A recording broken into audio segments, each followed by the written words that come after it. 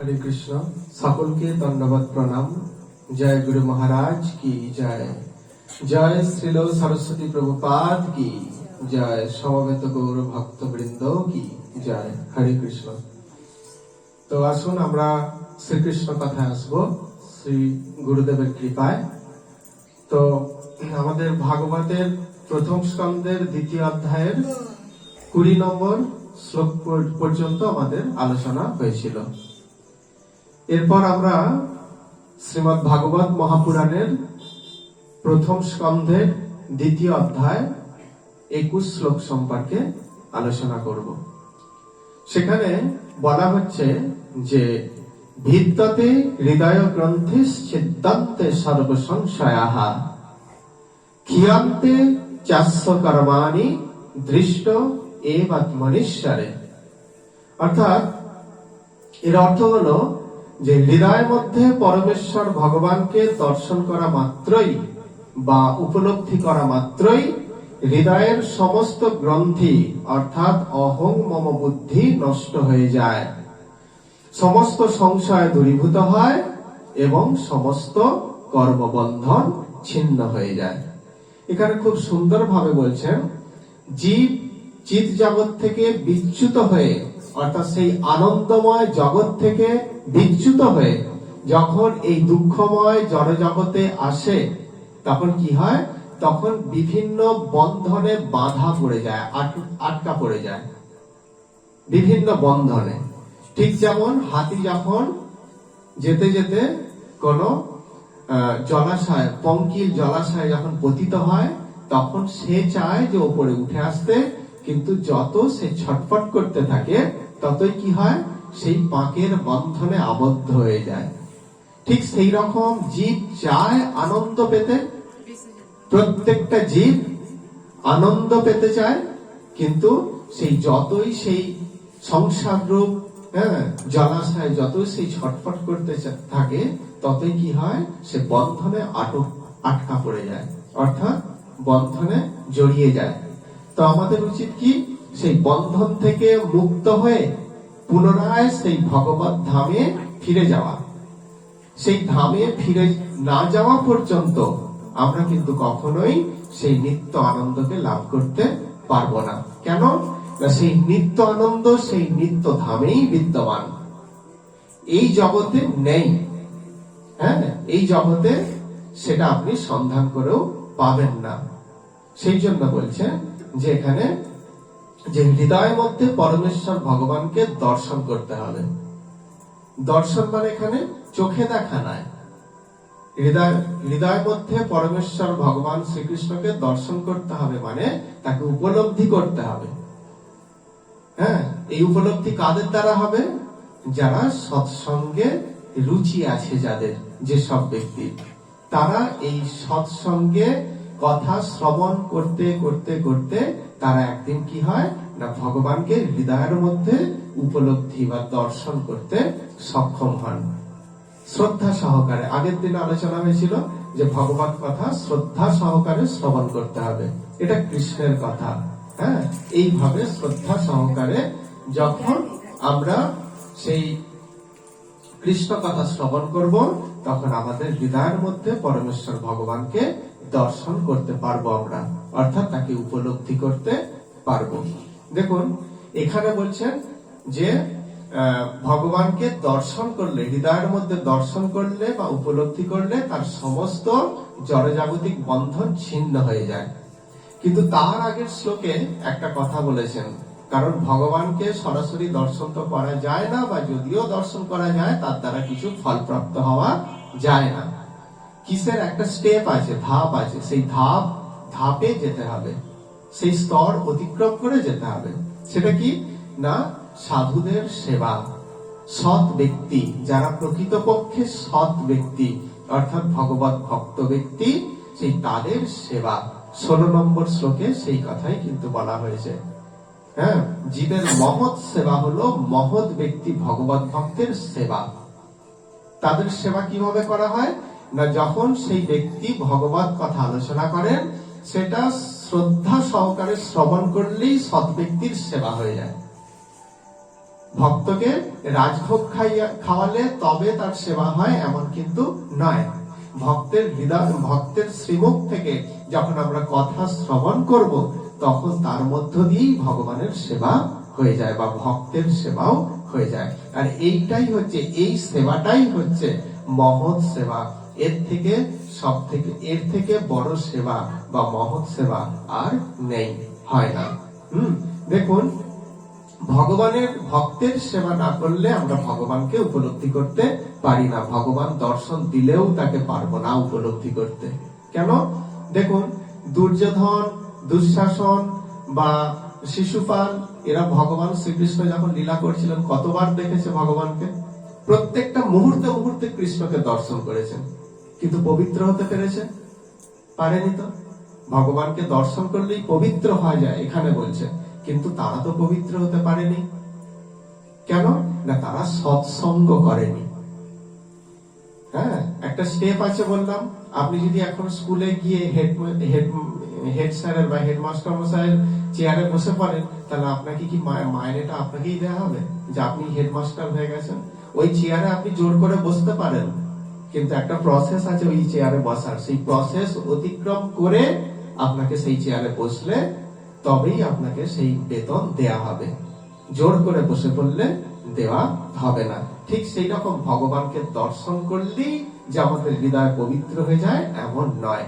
তাহলে শিশুপাল, দুঃশাসন বা দুর্যোধনদেরও হতো, কিন্তু হয়নি। কেন না? তারা সেই স্টেপ অতিক্রম করে ভগবানকে দর্শন করেনি।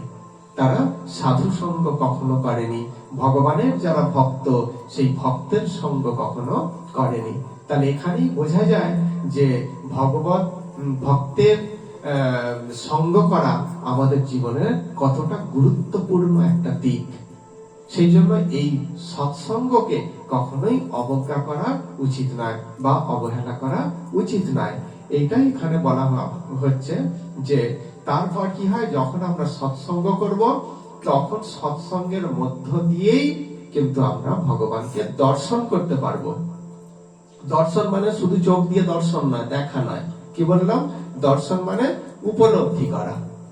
কি বললাম? দর্শন মানে উপলব্ধি করা। হৃদয় দিয়ে উপলব্ধি করতে আমরা সক্ষম হব। আর যখন সেই পরম তত্ত্বকে বা পরমেশ্বর ভগবানকে আমরা উপলব্ধি করতে পারবো, তার ফলটা কি হবে? একটা তো ফল তো আছেই।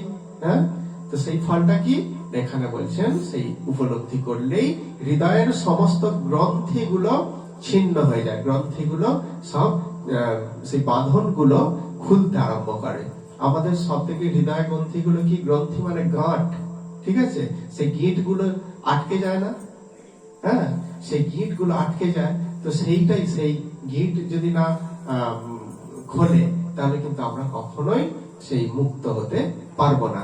সেই জন্য এখানে বলছে যে আমাদের গ্রন্থিগুলো মুক্ত হয়ে যায়, গ্রন্থিগুলো খুলে যায়। সেই গ্রন্থিগুলো কি? আমাদের সব থেকে বড় গ্রন্থি হচ্ছে অহম আর মম।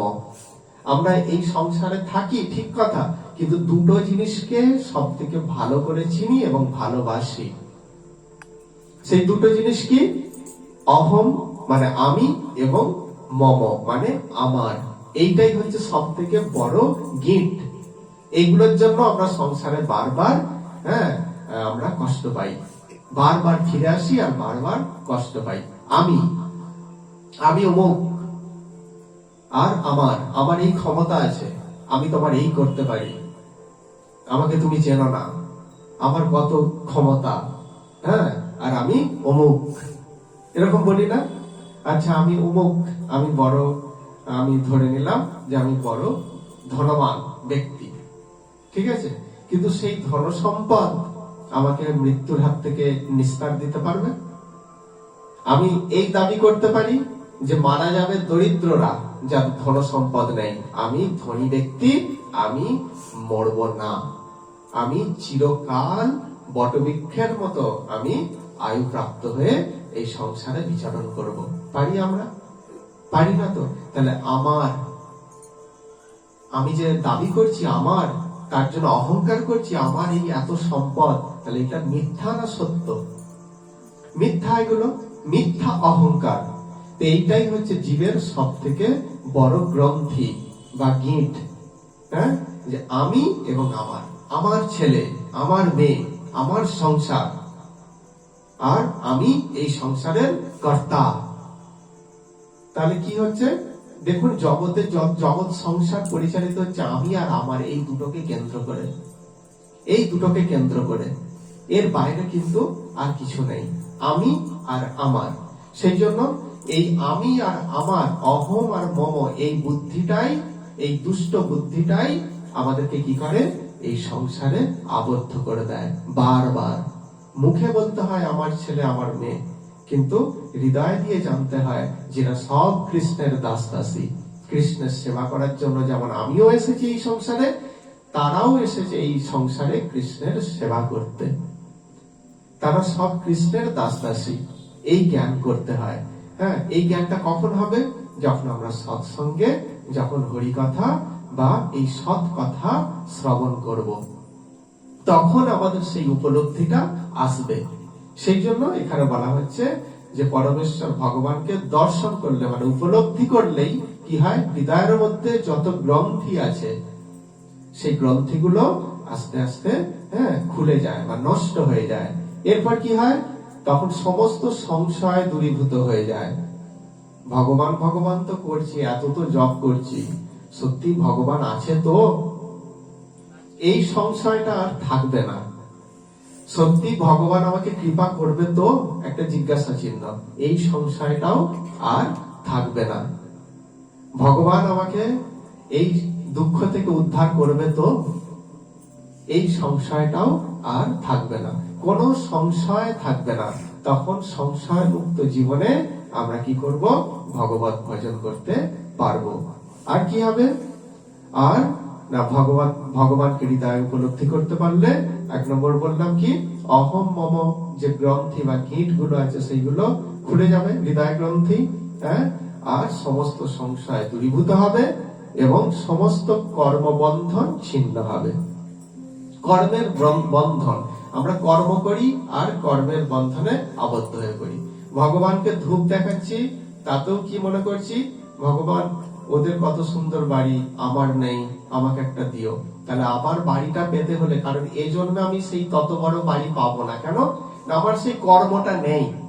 আমরা কর্ম অনুযায়ী তো পাই, কিন্তু একজন ধনী ব্যক্তির বিরাট প্রাসাদ দেখে আমি বাসনা করে ফেললাম, তাহলে এই জন্য আমার সেই ভাগ্যে সেটা নেই। তাহলে সেই বাড়ি প্রাপ্ত হতে হলে আবার কি করতে হবে, আবার পরের জন্মে এই জন্ম মৃত্যুর সংসারে ফিরে আসতে হবে। তাহলে আমরা কর্ম করছি, কর্মই আমাদেরকে কি করছে, এই জড় জগতের জড় সংসারে আবদ্ধ করছে, বেঁধে ফেলছে। আমরা প্রত্যেকটা কর্মের ফল পেতে চাই। একাদশী করব, কি হবে, বলে শরীর ভালো থাকবে। তাহলে শরীর ভালো রাখার জন্য আমরা কি করছি, একাদশী করছি, ভগবানের প্রীতির জন্য নয়। তাহলে পরবর্তী জন্মে কি হবে, নিরোগ শরীর প্রাপ্ত হওয়ার জন্য আবার আসতে হবে।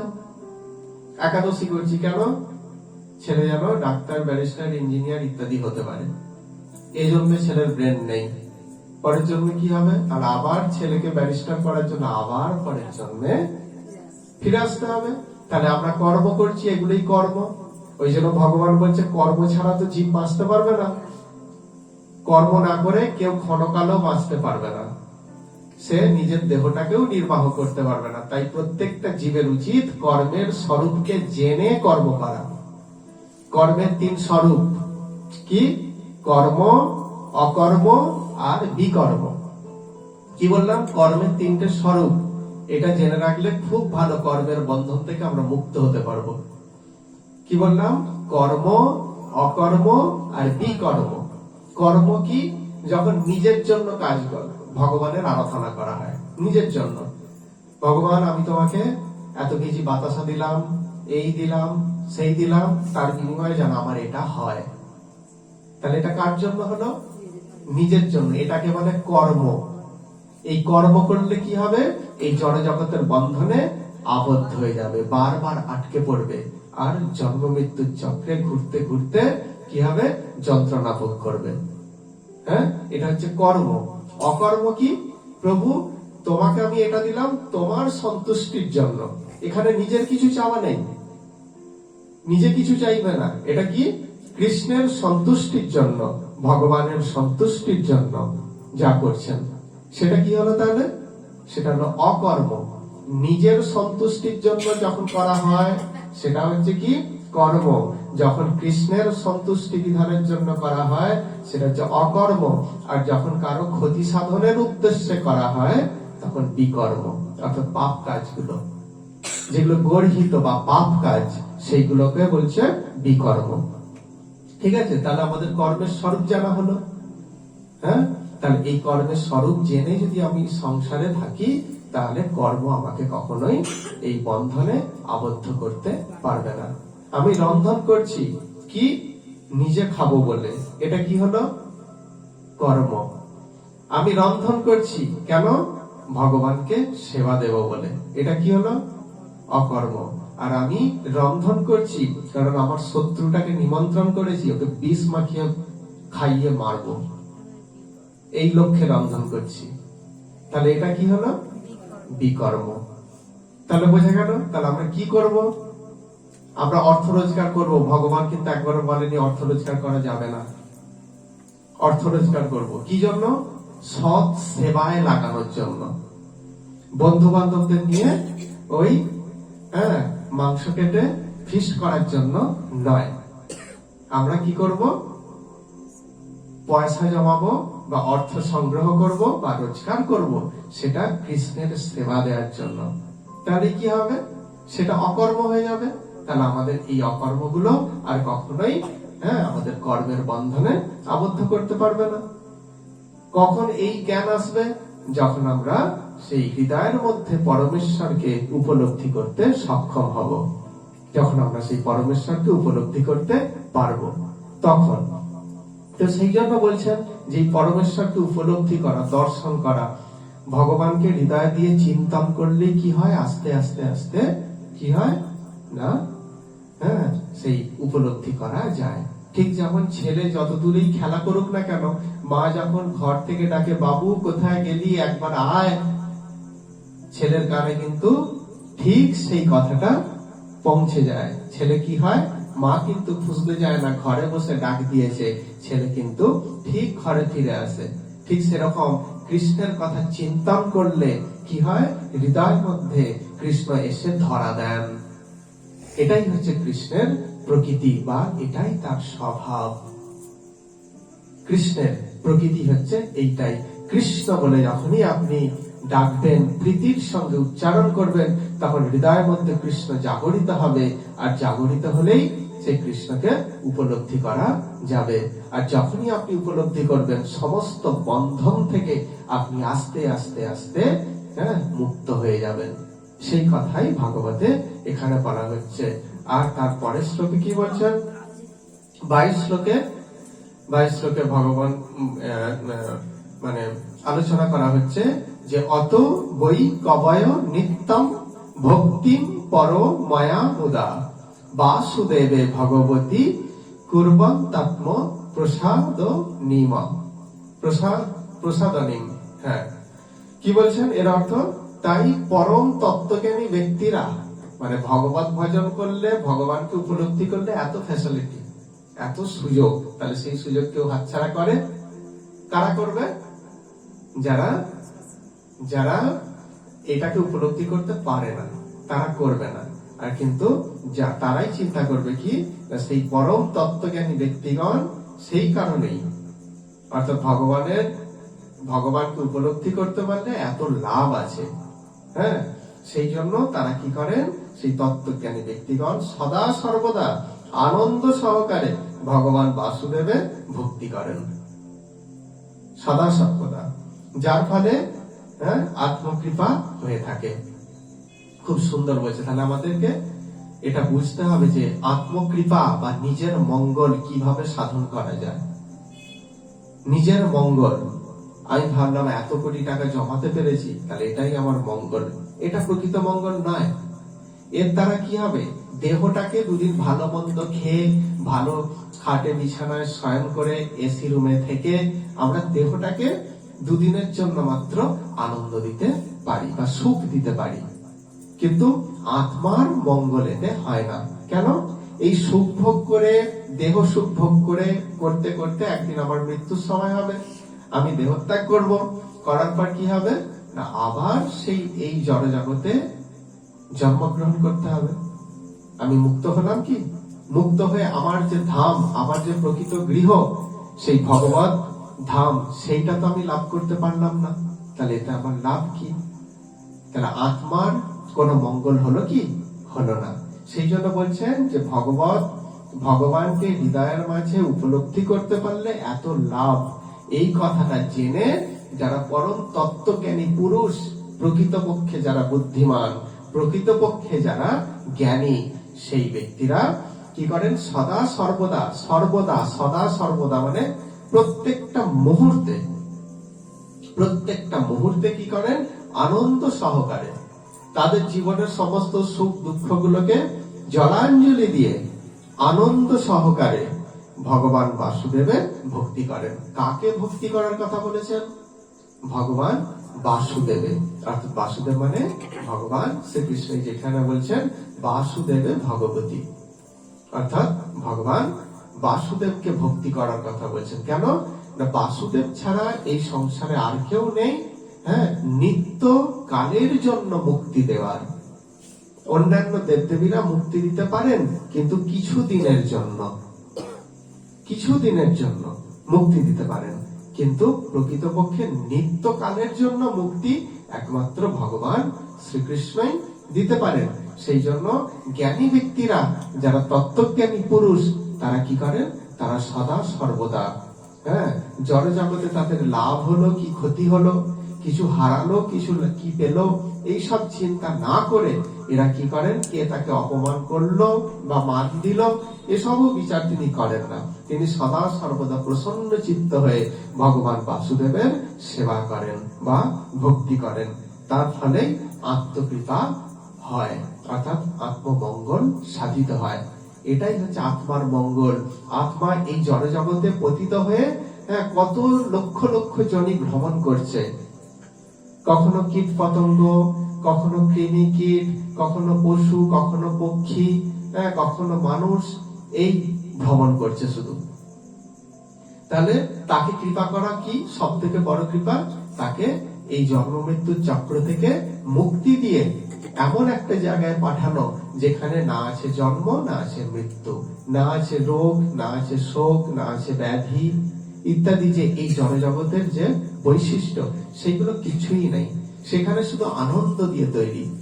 রসগোল্লা যেমন সবটাই মিষ্টি দিয়ে তৈরি, মিষ্ট ভাব আছে সব জায়গাটাই, ঠিক সেই জগতের সমস্তটাই হচ্ছে, সমস্ত কিছুই সেই আনন্দ দিয়ে তৈরি। সেই আনন্দময় ধামে ফিরে যাওয়াটাকেই বলছে যে আত্মকৃপা, নিজেকে কৃপা করা। ওই জন্য মহাপ্রভু কি বলেছেন? জন্ম সার্থক করি, করো পর উপকার। নিজের জন্মটাকে সার্থক করো, অর্থাৎ এই দিব্য জ্ঞান বা দিব্য বিদ্যা নিজের হৃদয়ে গ্রহণ করে অপরকে সেটা শেখাও। এইটাই কিন্তু বলছেন।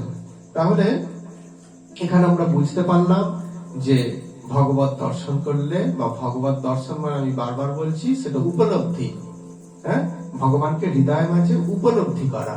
সেই উপলব্ধি করতে পারলে আমাদের বহু লাভ, অনেক কিছু, হ্যাঁ। তো এইটাই কিন্তু এখানে বলা হচ্ছে, এবং এর দ্বারাই প্রকৃতপক্ষে আত্মমঙ্গল সাধিত হয়, আর অন্য কোনো পন্থা নেই। সেইটাই বলছে। তাই আমরা এখানে অবশ্যই প্রচেষ্টা করব যে ভগবানকে হৃদয়ে উপলব্ধি করার জন্য সাধুগুরু বৈষ্ণবের কৃপা আশীর্বাদ প্রার্থনা করে। আজকের আলোচনা এখানে বিশ্রাম দেব। হরে কৃষ্ণ। সকলকে ধন্যবাদ, প্রণাম। বাঞ্ছাকল্পতরুভ্যশ্চ কৃপা সিন্ধুভ্যেব চ পতিতানাং পাবনেভ্যো বৈষ্ণবেভ্যো নমো নমঃ। হরে কৃষ্ণ।